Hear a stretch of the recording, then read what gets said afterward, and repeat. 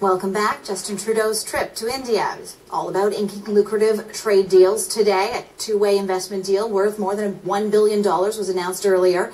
But mending fences is also on the agenda. Members of the Trudeau cabinet have been accused of supporting Sikh separatists who are living in Canada. It's a controversy that's cast a shadow on this visit.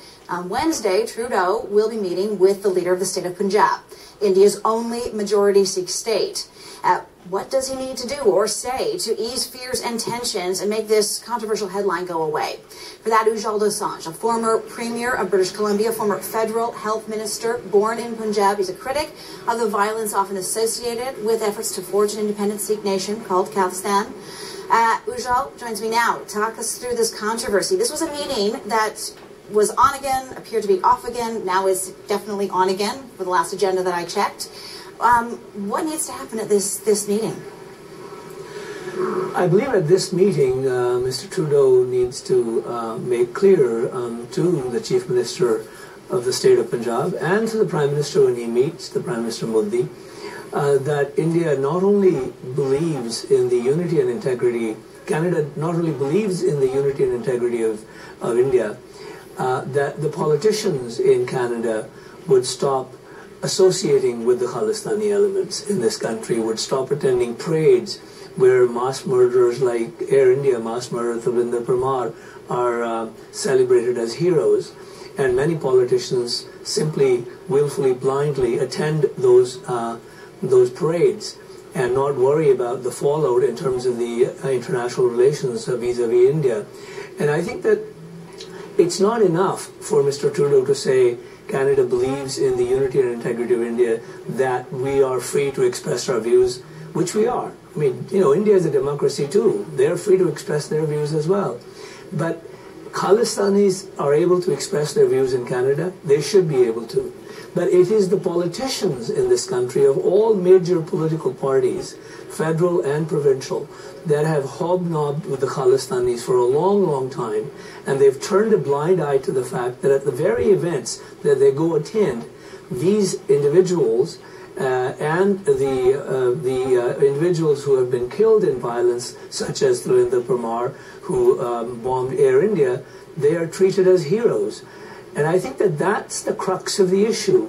The issue isn't the freedom of expression or India's unity and integrity. It is that Canadian politicians have not ceased and desisted from associating themselves with the Khalistani elements in Canada. So you use the term hobnobbing, and I get what you're saying there, but what do you make of this allegation that Khalistan separatists actually have any kind of political clout in Canada? Well, they do. When Mr. Dion was the foreign minister and Mr. Trudeau was the prime minister, Sikhs for Justice, a separatist outfit in US and Canada, approached the government of Canada to ban the entry of Mr. Amrinder Singh, the opposition leader, then the opposition leader, now the Chief Minister of Punjab.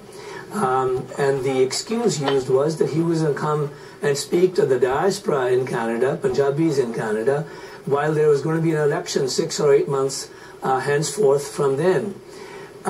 So they banned him or told him he could come and be here, visit family, visit friends, but not publicly speak to anyone. And, you know, if one looks at that perspective, Mr. Trudeau, I'm a federal liberal, there's an election coming next year, Mr. Trudeau is going to all of the religious places, and that I have two problems with that. One, and that's a very colonial attitude, looking at Indians and thinking religion is the only thing Indians in Canada worry about. You know, I worry about education, healthcare, all of the other things, jobs, like anybody else. Most Indians do. And therefore, to pigeonhole Indians in this basket of religion, and so Mr. Trudeau, in a sense, is electioneering in India now for the election next year. Why did we prevent the Chief Minister of Punjab from coming here? And the 4 Sikh cabinet ministers sat around the cabinet, of which one member wrote to Mr. Amrinder Singh, the Chief Minister of Punjab, now, that you couldn't come. And then they proceeded to insult him again when they were in India. Indian itinerary showed that he was going to be the tour guide for Mr. Trudeau and the ministers at the Golden Temple. Golden Temple is in the state of Punjab. And so once they found out that that was the case, Mr. Trudeau's group basically said, they weren't interested in meeting with the Chief Minister of Punjab. He was being gracious. He openly said he would welcome the Prime Minister of Canada to the Golden Temple, to Punjab. But we went and proceeded to insult him again. That's not how you do trade. If you want to do trade with one of the largest economies in the world, where we have several 100,000 Indo-Canadians, and not just 500,000 Sikhs, but there are about 1 million other Indians in this country as well, including Tamils. If we want to do business with India, then we need to understand the sensitivities of Indians and of India about its territorial integrity. This is a country that was partitioned in 1947.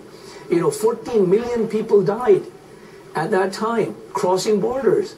India, one thing people don't understand, and maybe Indian kids, Sikh kids born and raised in this country don't understand either, that India and Indians are never going to allow anyone ever to divide it again.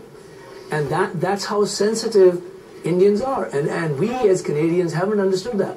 Ujjal, let me ask you to put your political hat on, if I can, for a minute here, because what you're talking about, in terms of what you're suggesting, are certainly, I would say, missteps by the Trudeau government in the lead up to this trip. They date back quite a while. So do you think that the Trudeau government could have foreseen that this was going to be a controversy when they got to India on this, what is an important trade trip? And, I mean, what could have been done perhaps differently to avoid headlines like this? Well, it's not only that they could have foreseen, they actually foresaw that it was a problem. I understand from press reports that Prime Minister Modi had taken Mr. Trudeau aside and said that this is a real problem. And then as a result of that, the Trudeau government had 2 of its ministers go out and make a statement to the press in Canada before departing for India that they were neither Khalistanis nor Khalistani separatist sympathizers. So obviously the government of Canada knew before the trip started from Canada that there was a problem. And for them to know that, but then to proceed to actually make it worse by saying they have no interest in meeting the Chief Minister of Punjab. Did we think as Canadians that you could insult the Chief Minister of a state of Punjab, which is very sensitive geopolitically next to Pakistan, and that the Prime Minister of India wasn't going to mind that at all, regardless of their political differences domestically?